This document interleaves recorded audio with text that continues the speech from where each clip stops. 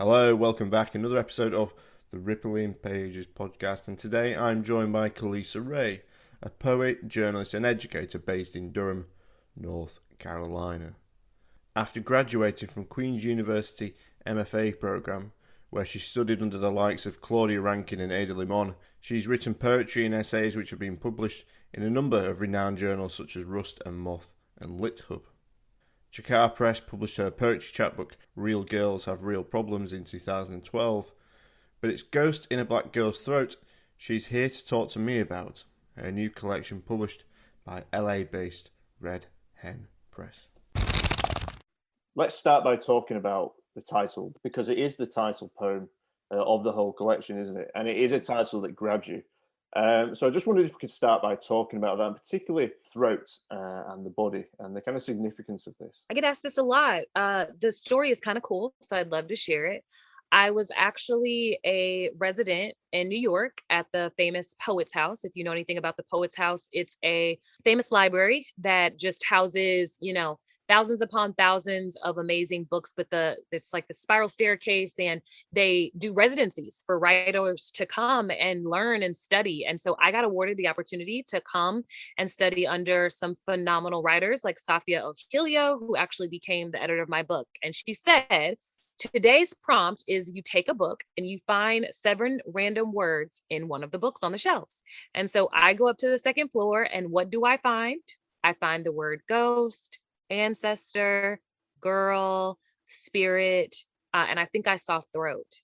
And it just so happens that I had already written this collection with no title, right? So this was my master's thesis, and it didn't really have a title. And then I saw that, and I wrote the poem, and I said, oh my God, this is the title of my collection, Ghost in a Black Girl's Throat.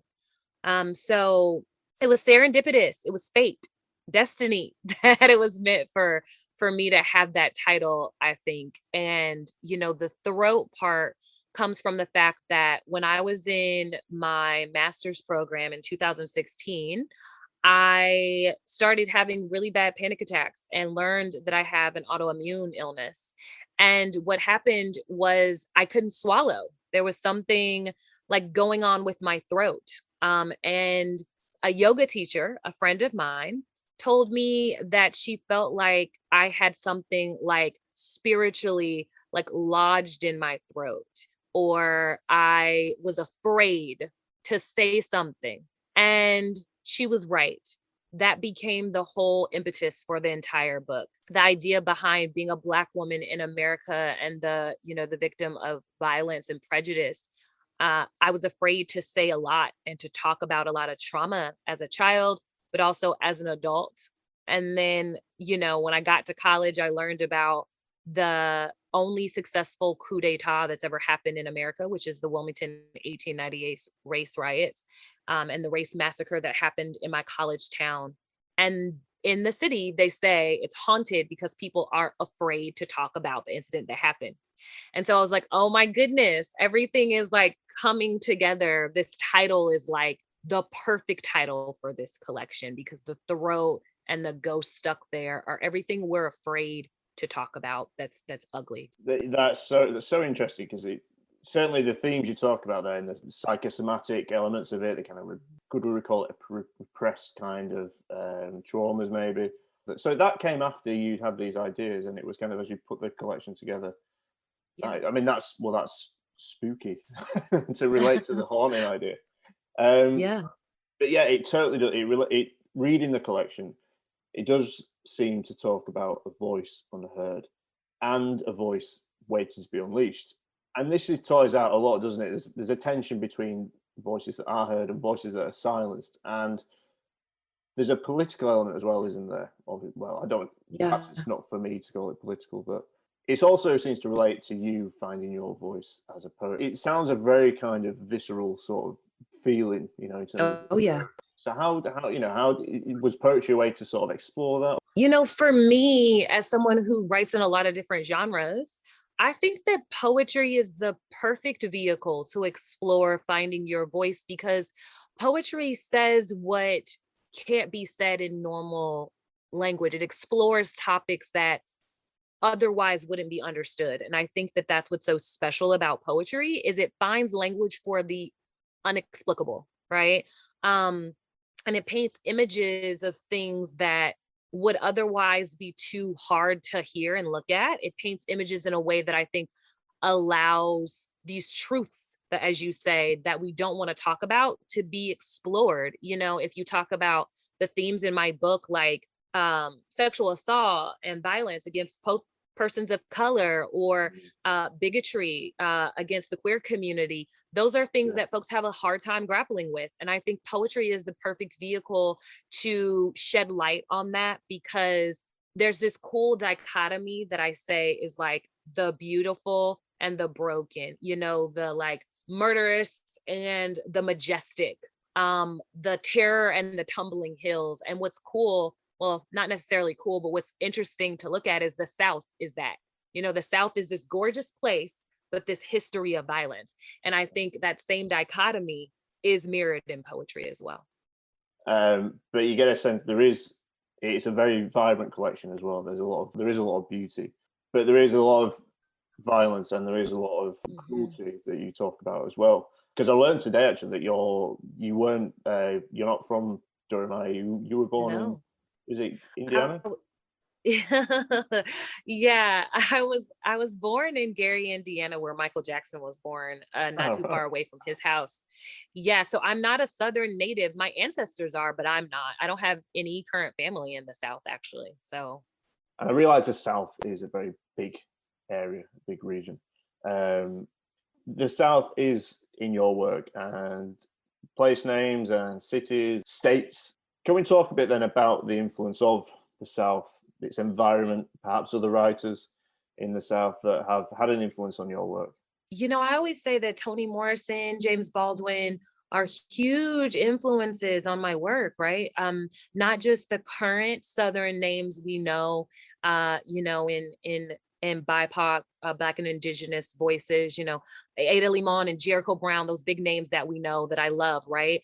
But the classics, you know, I really studied the classics, the Toni Morrisons, the Gwendolyn Brooks, the James Baldwins, the Alice Walkers, their stories, because those really, to me, spoke in conversation with my book. You know, the South is a living, breathing thing in my book. It's a personality. It's a person, you know, it's something that I love and hate, as we talk about like this beautiful place that's gorgeous, always sunny, you know, these beautiful hills. And so I have this like love and hate relationship with the South because I'm a transplant here. You know, I came here for college. And so for me, the book really uses the South as a vehicle to talk about these topics. But really, it's the story almost of like a young college girl that comes to college with trauma and then learns about this like horrific event that happens, thinking that I was going to be, you know, having fun, living it up in college. And then smack dab in the middle of the town is this Confederate monument. And I was like, whoa, why is that here? You know, so for me, it's not just a metaphor. The South literally is the vessel that I had to contend with that was like really difficult as a young person, like learning about the history of the South, because that's not something that we learned in our history books when I was in Indiana. And so it was almost like a lifting a veil of the South, of learning all about the things that the South was trying to hide, you know, the things that they hide in your history books. And so that's what it was for me. I really leaned on, you know, Toni and her work when trying to like paint the South correctly, because I think she does such a great job of that, like in her famous books, Beloved, you know, in the Yeah, of course. bluest eye. What's the kind of publishing landscape like for? I'm trying to get an idea of.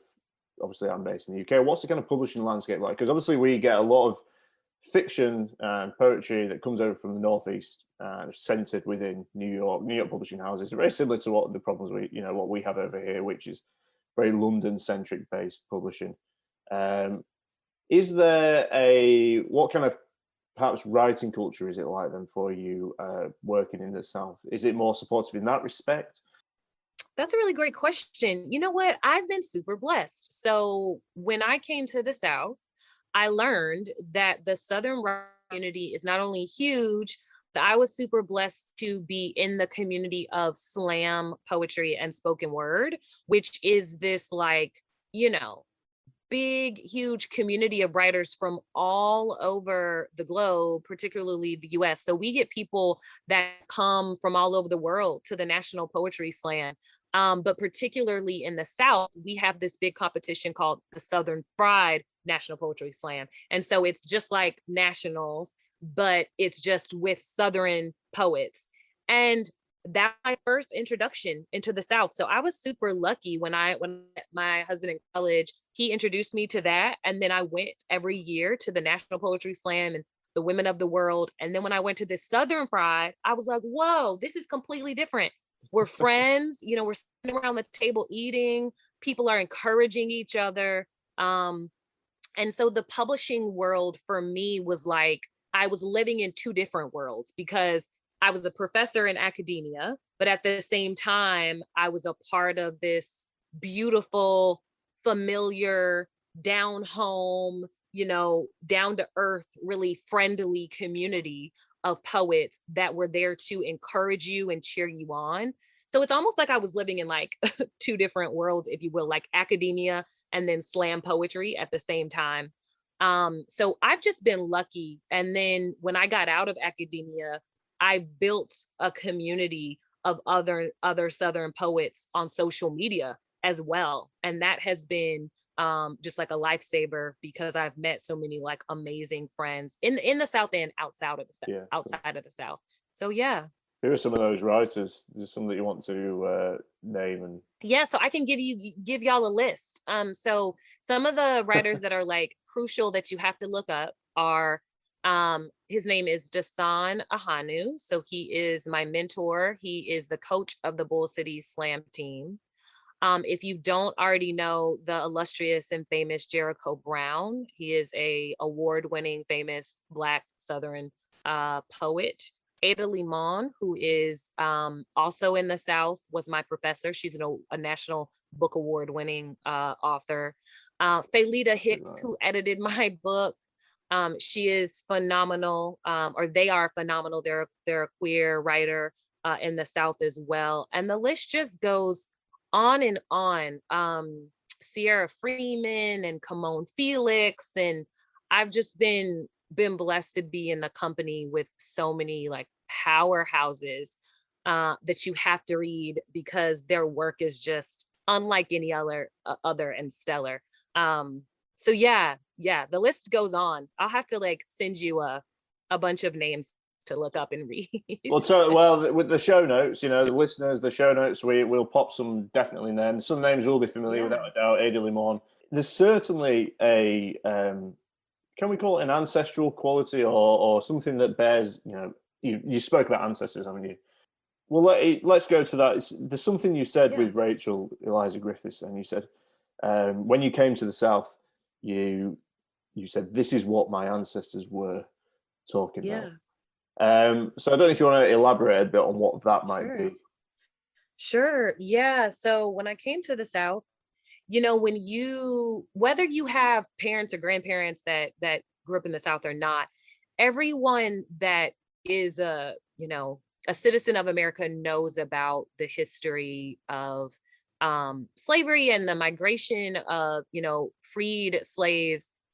Everybody, whether they want to believe it or not, everybody who is a person of color, our ancestors migrated from the southern region and then they migrated up to the north. So that's how, you know, Black folks even got to the north. We started in the South, but we migrated. And so when you listen to your grandparents talk, all of them are talking about the experience of being othered and oppressed as a person who literally was not free, you know, that didn't have any rights. And so when you're a 20 something or 18-year-old coming to a city you've never been in before, and you listen to your ancestors talk about this lack of freedom, this lack of rights, this lack of respect and justice, and then you get to this city and you see it firsthand. You know, I experienced racism and othering and bigotry in college and in the city firsthand.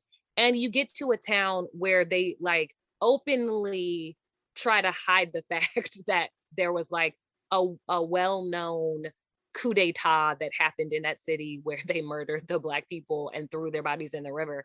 And so that's what my ancestors were talking about when they talk about the trauma, and the, you know, the violence that they experienced. It's still happening today.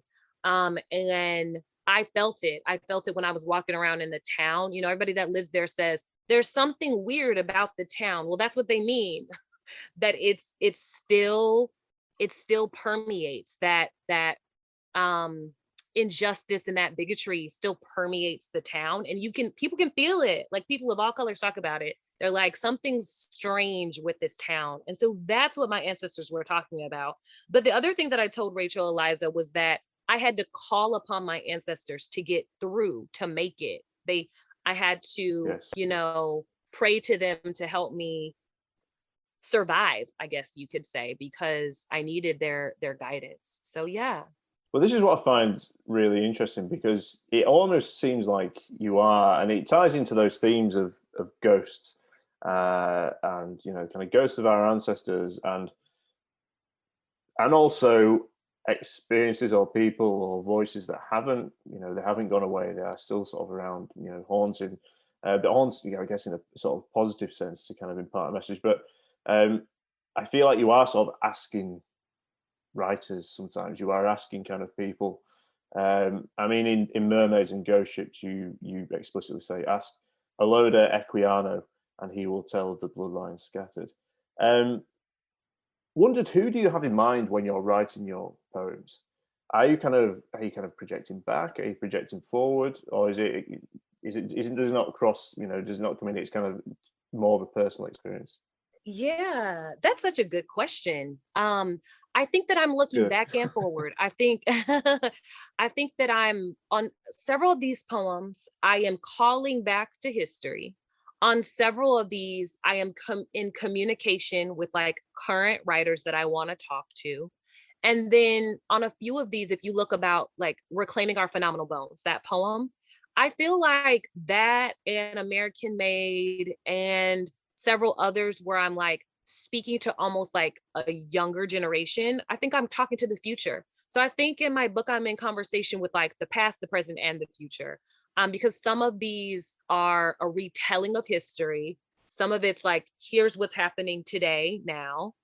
And then some of it's like, hey, young girl, like, don't make the same mistakes that I made. And as you said, it's like a warning, warning, be cautious, young girl, that's going to come up behind me, almost like a letter to my future daughter, if you will. You know what I mean? But yeah, totally. Of course, I empathise with. You know, I don't have kids yet, and I'd like to think someday I do. But um, I guess as a slam poet, performance poet, you would be kind of. Were there any anxieties then in writing these, that you would lose perhaps some kind of platform? You weren't being as loud, for want of better word, or your message wouldn't be imparted in such a powerful way, or I wouldn't say that I was worried. I would say that as someone who, as we talked about earlier, lives in both worlds, I am both an academic page poet and I'm a performer. So I think that I wasn't worried because I had the best professors that you can have, you know, having Claudia Rankine and Anna Limón as your professors, and the people that like were my thesis advisors that like checked, this is an amazing book, like for them to put their stamp of approval on it and for them to be the people that helped me craft it on the page, I wasn't worried. But your question is so great, because one thing that I was, I guess, concerned about was the fact that people always say that my poems beg to be read aloud. And so there's some things that get lost in translation when you know, if you talk about like this poem that I have that's basically like a list of words to never say on like the third page outside the canon, or like Body Apology, you see it on the page and it's laid out really cool and it's really cool form. But those poems don't really come to life until you actually hear me read them. And so, yeah, several of these need to have life breathed into them. They need that voice behind them for people to understand the pain and the passion behind it. or for them to fully like get what I'm talking about. Sometimes they need me to say it aloud. And so I think you're right. That was a concern that I had. But the cool thing about technology is that like I know that that opens me up to so many things. Gotten people requested that I do like an audiobook version. I've gotten folks that said like, you know, we'd love for this to be like a CD, or some type of like take all these poems and make them into performance oration. So that's the cool thing about technology is I can record these poems. I can put them on Instagram. I can make videos. There's so much that I can do with these pieces. They don't just have to like live on the page, you know? Collaring our native tongues.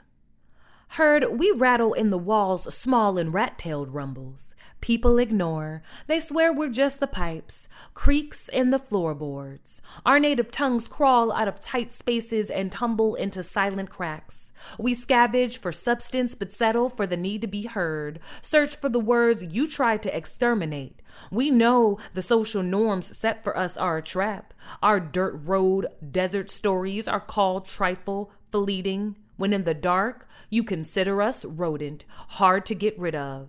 You cannot lure us with moldy scraps. We know how to sniff out the risk before appearing full face. Our accents are not welcome here. Presence not loud enough to be heard over your king's English. We like being quiet. That means you must listen closer. But sometimes we'd like to be domesticated, taken outside for a walk or to the park to play catch. We'd like to be pet and praised for our silence and how well we obeyed. Mad Blackbird. The cage bird sings with a fearful trill of things unknown but longed for still. Maya Angelou, Caged Bird. A woman walked up to me and told me I was beautiful. Eyes stark and mesmerized, started to lift her hand and lean in to touch my feather, the crest of my head, my tail. Gawking, she called her other friends over to pet and view my exotic, my natural. And if I had swatted her away, screamed and pushed her, I would have been called beast, wild animal, untamed. How do you cope when they say, "Can I touch it? It's so wide, so full, look, so big, can I keep her?" When everyone tells you to hide your true self but is wearing the features they made you hate, your body doesn't know whether to change its stripes or break the bars and run. It's hard to look in the mirror to not hear their voices. You'd be prettier if you bleached, snipped a wing or two, trimmed the fat, if your squawk wasn't so riotous. I am losing myself. Been here so long, this cage feels like a home, more like a place to rest under than escape. The more they tell you to change, the harder it is to remember what you loved about yourself in the first place. My long neck, full beak, plumage like ink.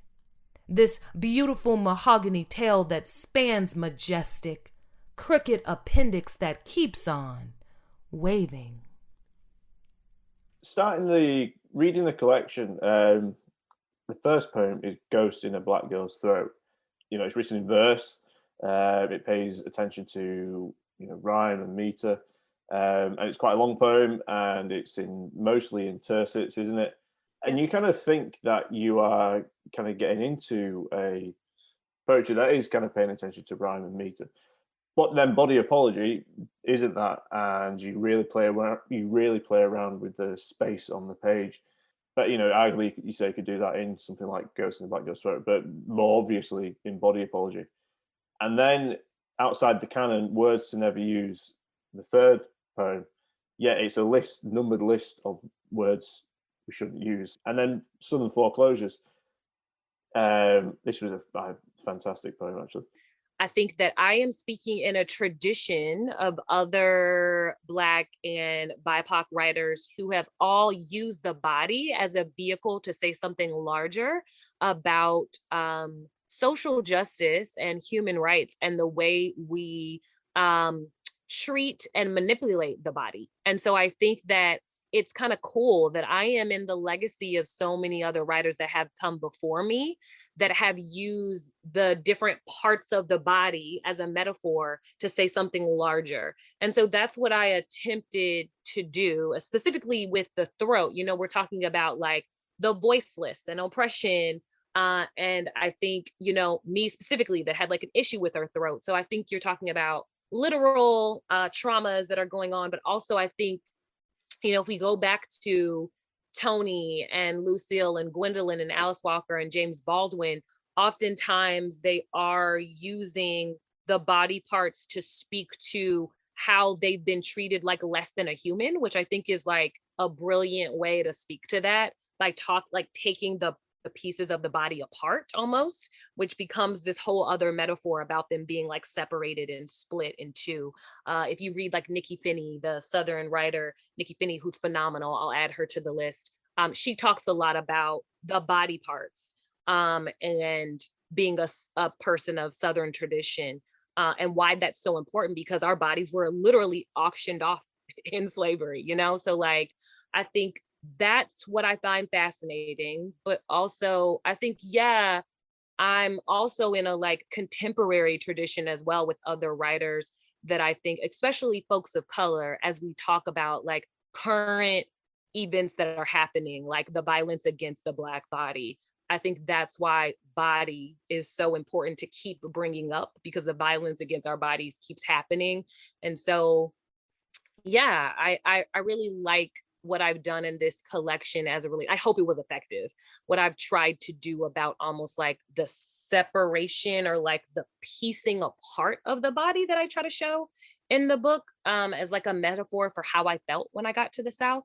So yeah, that's what I was attempting to do. Hopefully I was successful in doing it. So yeah. I think you really successfully articulate the embodied experience and articulate an embodied experience, like we talked about the throat, but also it's not just about violence and things inflicted, it's about the beauty of the body as well.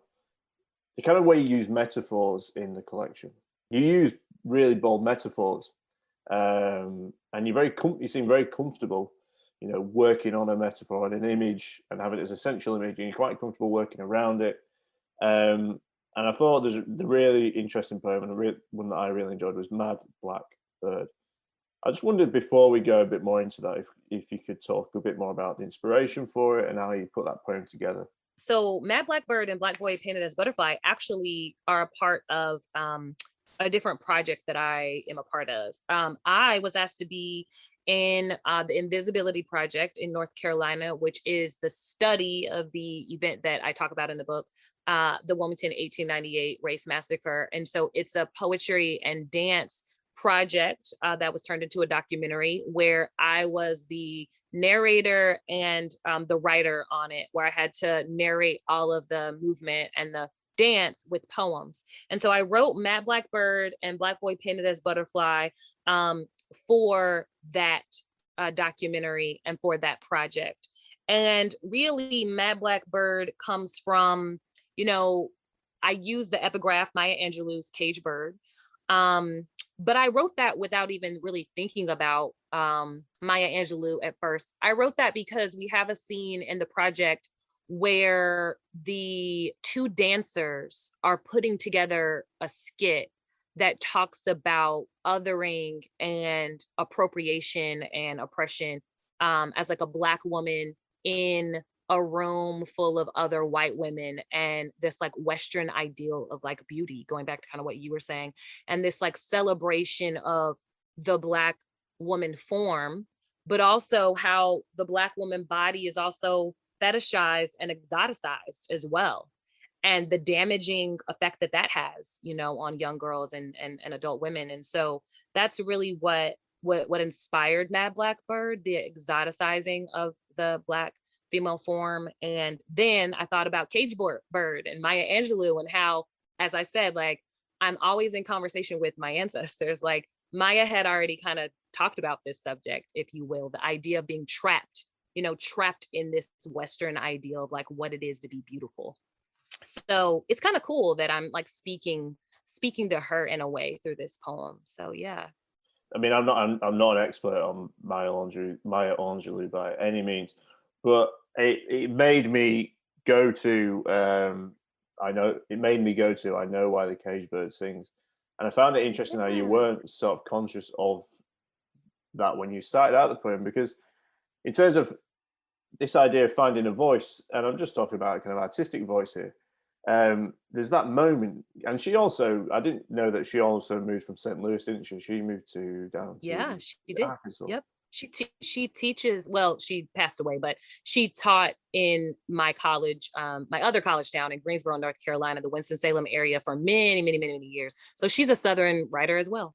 There's that gorgeous moment where she writes about she's asked to recite poetry, isn't she? She's asked to repeat poetry, and it's this really bittersweet moment where she finds her voice. And I just felt, there was these kind of, the way you talk, you talk to your ancestors, as you put it.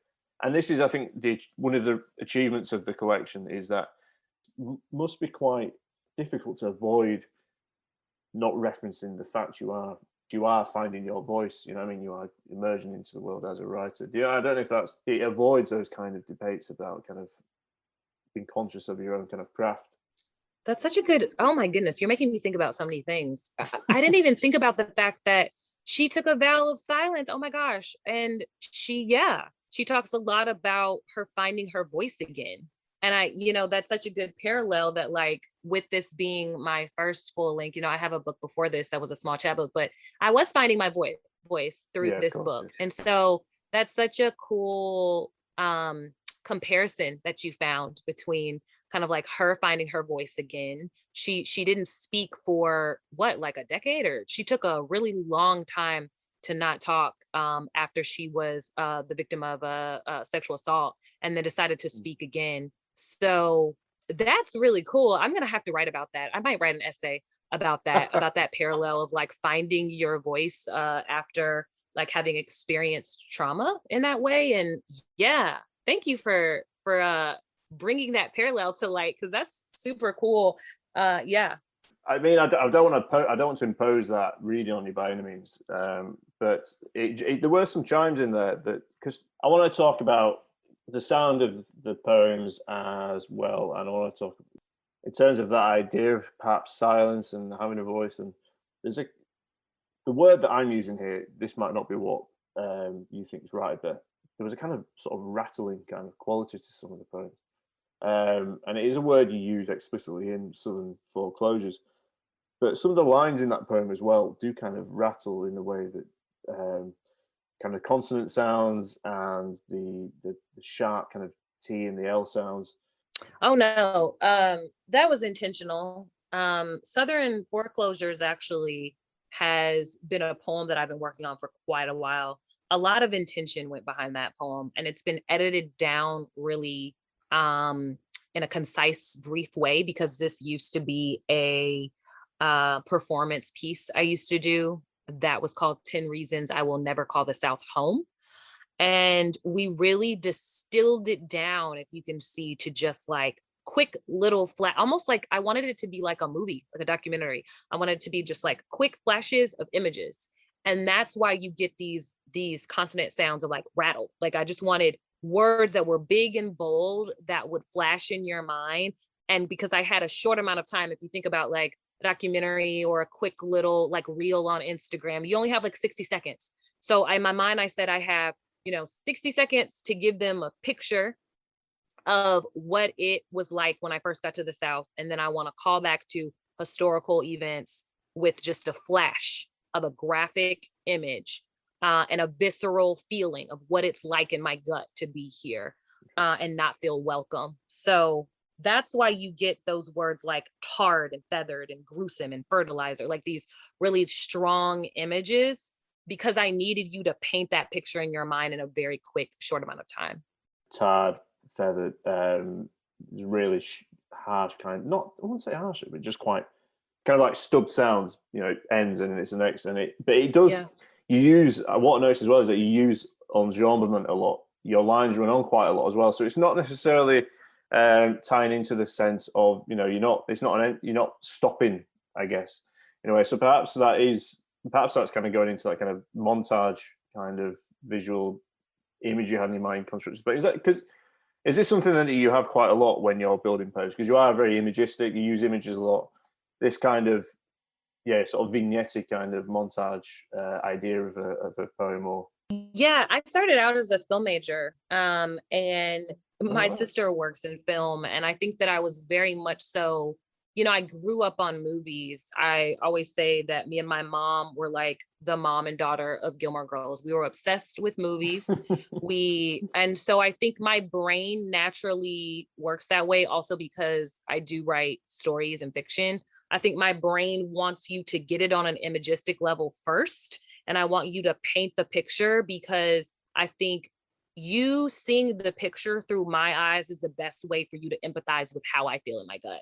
And so for me, that's why that was so important. Because if you can see it and you can be like, whoa, wow, these bodies being tarred and feathered and hung, and this is crazy, then you can start to feel how wild it feels to be in my body, you know, my experience, and there'll be empathy, and then empathy leads to change.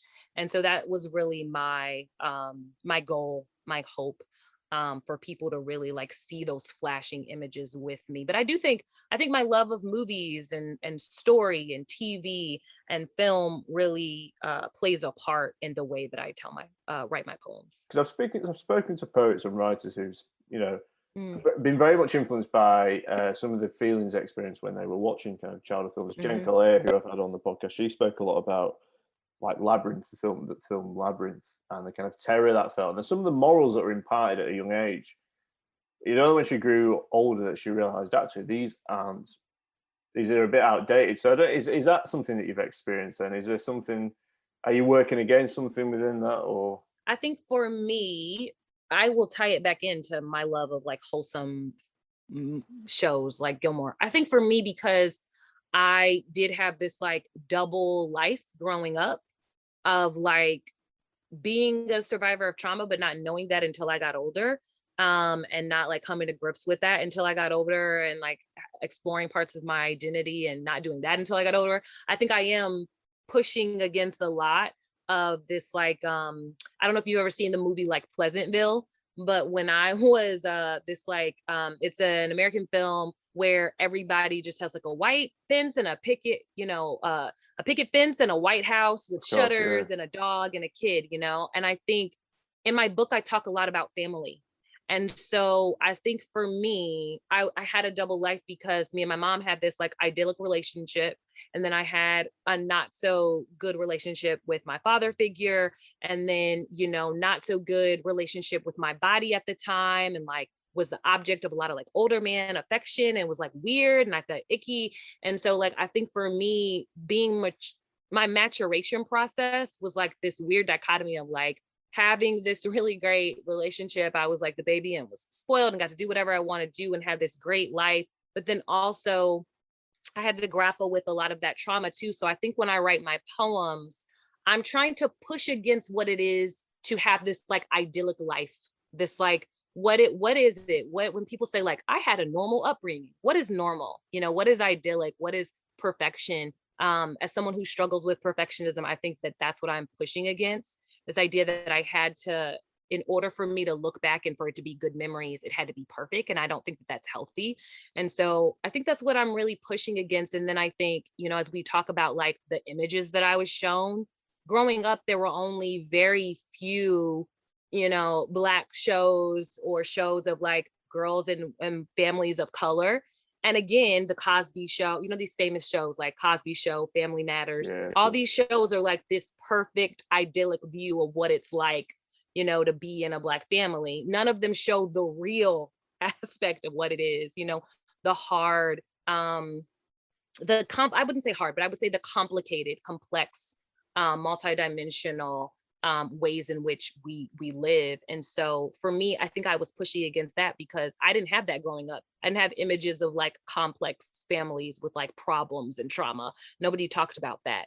And so for me, I wanted to make sure that, as we talked about before, if my daughter were to read this book, my future daughter, I want her to like know the reality of of living in the world, and not like this perfect picture, this like fake image of like what it is to be a young girl of color in the world. And, I want her to see the beauty, but I want her to also know about, the broken things as well. So yeah, I think I am pushing back against those things. I always think, what would it be like if one of my children read something that I'd written? What is, is a nice positive image you have, kind of handing down your work and saying, look, this is kind of what your mother did. And I, experience some things and I put them into a kind of positive experience, or is it a kind of, here's a way to sort of educate yourself about the world? I think it's here's how you educate, but also just to tie it up with what we were saying before, you don't have to sugarcoat things or be afraid. I think for me, I don't think it has to be one or the other. I don't think your work that you pass down has to be either positive and sugary or horrific and graphic. I think as a former teacher and somebody who's worked around kids and nonprofits for a long time, it was important for me as a leader and a mentor in all the, work that I've done in the past. The kids that I've tried to like mentor and help, I always try to instill upon them that the world is not black and white. As much as we want to make it black and white, it's not just ugly or beautiful. There's gray area in between. You have to take the lightness with the darkness, and there's, some beautiful gray. And so for me, I want kids to know that that's important for them, to not be so hardened by the horrible things, or not be so naive with the beautiful sugary things. That like, you've got to understand that sometimes life is complex. And I want that to be the message of my book, that it's okay to talk about the complex, hard things. And it's also okay to have joy and sit with that joy and be happy. Even in the midst of, that gray, almost exercising the fear we have to talk about the complexity of life. If I were to put it in one sentence, I think that's what it would be. Khalisa Rae, it's been an absolute pleasure talking to you. Ghost in a Black Girl's Throat is out now, published by Red Hen Press. I look forward to seeing where you go next, and I hope you will join me again in the future. But for now, thank you very much. Of course. Thank you. This has been, oh my goodness, this has been a pleasure. So good talking to you, Lamb. My thanks to Khalisa for joining me today. And of course, my thanks to you for listening as well. Now, if you'd like to follow the Rippling Pages podcast on either Twitter or Instagram, you can do so via @rippling_pages. That's @rippling_pages. And that's both for Instagram and Twitter. If you'd like to get in touch, please do so at ripplingpagespod@gmail.com. Otherwise, until next time, where I'm going to be joined by Jeff Chon as he talks to me about his new novel, #GoodGuyWithAGun.